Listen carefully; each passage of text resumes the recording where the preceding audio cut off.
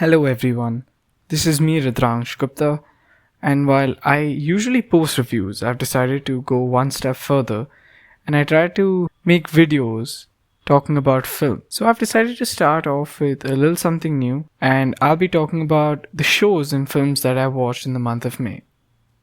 Not like you should care about what I saw, but deep down I guess you will watch this video because perhaps you're just as jobless as I am.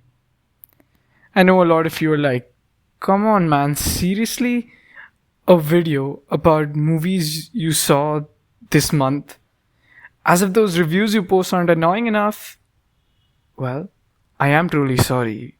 But also, you're gonna have to get used to this voice because hopefully I will be posting video essays and reviews more often. So, without any further ado, let us begin the video. So, let's start off with the series. I've decided to rate series out of 10 because of technical reasons that I don't want to waste time explaining.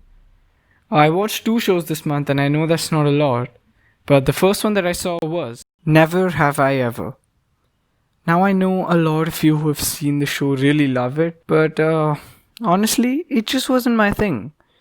I like coming of age as a genre, but I don't feel like this show had anything drastically new to offer story-wise. But at the same time, I'm really happy to see an Indian American character as the lead in the show.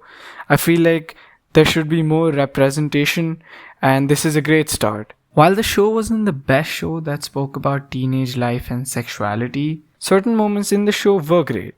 I mean, who can forget that Andy Samberg episode? Alright, the time has come. My ratings for this series is... Guys, don't come at me. If you like the show, good for you. I mean, great. Like I said, I just felt like the show was a little cliche and overall it just didn't work for me. Let's move on to the second show. This show was goddamn amazing. Like the first 2 episodes were just a build up for what is to entail for the rest of the show, and my word was it a treat to watch. It was very brutal, realistic, and honestly just badass. I'm not gonna say much because hopefully I will post a review of the show soon. So I'm just gonna say this, my ratings for Patal Lok is 8 out of 10. So with that, we do sum up the 2 shows that I watched. I know it's not a lot, but let's move on to a premise that I'm more comfortable with. Because with shows, I'm just really bad at keeping up. Let us start reviewing the films, which will be reviewed out of 5. So the first film that I watched in the month of May was Little Miss Sunshine. This film is a classic and it's really heartwarming and honest. It's also really funny and an overall good time. I didn't like the film as much as I thought I would like it, but I did like it. I found Steve Carell's character really interesting. Of course, the entire ensemble was just amazing. I think every character was very unique, very refreshing. The message of the film was delivered very loud and clear. So I would rate this film 3.5 out of 5. I then decided to watch A Beautiful Day in the Neighborhood. And to be honest, Tom Hanks was probably the most beautiful part of this movie, if not the only beautiful part. I felt like the chemistry between the cast, it just didn't click for me. Matthew Rice was not at all suitable for this role. He felt so off in the character that he played, but the story was quite compelling. It was a feel-good film and I did feel good. I rate this film a 3 out of 5. Ever since I watched Marriage Story, I have always been trying to watch a lot of Noah Baumbach films, and I then decided to watch Francis Ha because it caught my eye being a black and white film, and I absolutely love black and white films. And it's safe to say that Francis Ha is one of my favorite films ever. Where do I start? From the cinematography to Greta Gerwig's acting, this film was really special and is definitely my favorite Noah Baumbach film after Marriage Story. If you guys get a chance to watch Francis Ha, take that chance and trust me, you'll definitely find yourself smiling at the end of the film. Greta Gerwig is an absolute gem, both as an actress and a director. I also would like to take this time out to express my annoyance at the Academy for not nominating her this year for Best Director. Little Women was really, really great.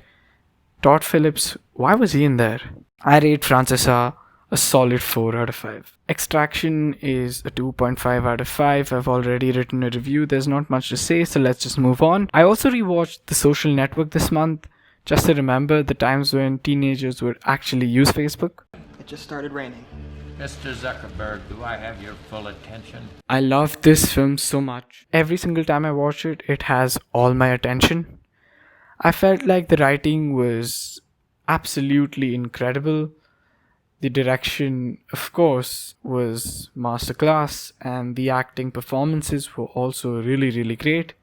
And every single time I watch this film, I'd give it a 5 out of 5. That's right. You can already see that we're getting to the good stuff. Let's talk about the next film that I saw, which is a part of my favorite trilogy that I've rewatched so many times. And I love Richard Linklater. He's my favorite director. And honestly, Ethan Hawke, that man, his acting just ages like fine wine. This film is a 4.5 out of 5 for me. I also went on to watch the second part of the Before trilogy, which by the way is my favorite film in the trilogy. Someday I will talk about all 3 films in a video, so I'm not gonna say much, because man, this film was just so soulful and full of color and realism. The conversation seemed so natural, and you know what? I've got no words at this point. It's an absolute incredible film. It's 5 out of 5 for me. I then watched Ad Astra, and holy shit, this film was much better than I thought it would be. Brad Pitt's acting in this film, in my opinion, was better than his performance in Once Upon a Time in Hollywood. But again, okay guys, yeah, don't come at me. I get it, they're two completely different roles. But honestly, with Brad Pitt in the center stage, his acting was so mature and it was very nuanced, and I really liked this intellectual daddy issues film set in space. It was really visually stunning, and it's definitely worth a watch if you're into space films or Brad Pitt, or even better, both. My ratings for this film? A 3.5 out of 5. And then I was totally not bullied into watching Star Wars. Society totally did not pressurize me and demean me and call me uncultured for not watching an absolute cult classic of a series. So I quickly got my Disney Plus membership and I started binging on Star Wars, and as you can evidently see, I have failed my apparent attempt to binge because I've only seen 3 of the films in the last 1 week. But if you've seen my reviews for the original 3 films of the Star Wars trilogy, the reviews that I posted were pretty much just banter. And I'm not gonna review these films because they're just so iconic, and if I had one common review for the original 3 films so far, it's so much fun. The jokes don't get old. Harrison Ford FMU, Princess Leia FMU, Okay, I get it. I'm gonna stop. So quickly moving on, I'm gonna review each of the films one by one. A New Hope, in my opinion, was a great way to begin this entire series. I felt like the cinematography was really great, and the best part of this film, in my opinion, was the locations where it was shot in. It felt very refreshing for a film that was made in 1977, and it's a 4 out of 5 for me. Okay, so here's the deal. I know that The Empire Strikes Back is almost every Star Wars fan's favorite film, and no doubt it's an absolutely amazing film. It has one of the best plot twists in cinema history, and everything about this film is really great. But I didn't like it as much as I liked The Return of the Jedi, because, well, I just liked The Return of the Jedi more, I guess.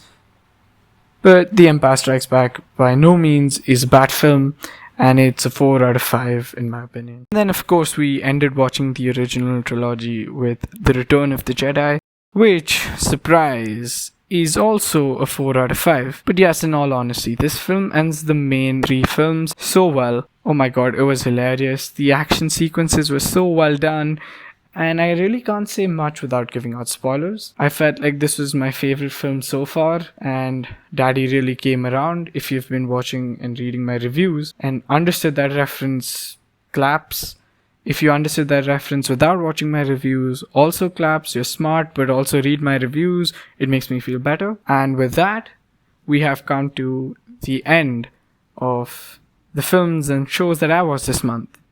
I saw a total of 2 shows and 10 films this month, which isn't very impressive by my standards, but considering that my goal is to watch 100 new films this year, right now, it's going pretty good, I'd say. If you're still watching this video, thank you very much for doing so, and maybe if you have the time, do share this video with others. It would mean a lot to me, and it would be great if this page would grow. See you soon, everybody, until another review. This is me, Rudransh Gupta, signing off. Wow, I sound like a radio jockey. Anyways, goodbye. Later. Au revoir.